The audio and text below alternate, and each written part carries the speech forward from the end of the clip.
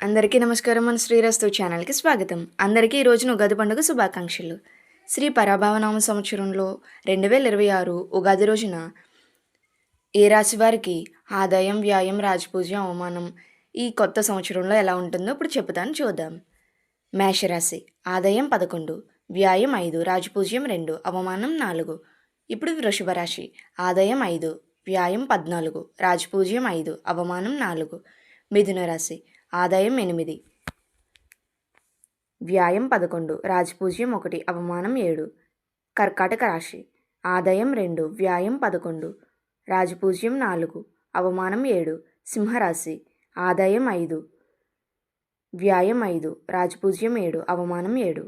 కన్యా రాశి ఆదాయం 8, వ్యయం 11, రాజపూజ్యం 3, అవమానం 3. తులారాశి ఆదాయం 5, వ్యయం 14, రాజపూజ్యం 6, అవమానం 3.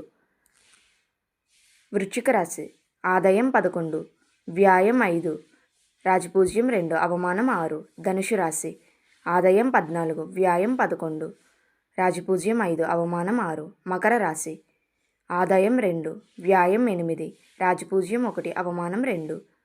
కుంభరాశి ఆదాయం 2, వ్యయం 8, రాజపూజ్యం 4, అవమానం 2. మీనరాశి ఆదాయం 14, వ్యయం 11, రాజపూజ్యం 7, అవమానం 2. ఇలా మరెన్నో అప్డేట్స్ కోసం మన శ్రీరస్తు ఛానల్ని తప్పకుండా సబ్స్క్రైబ్ చేసుకోండి. ధన్యవాదములు.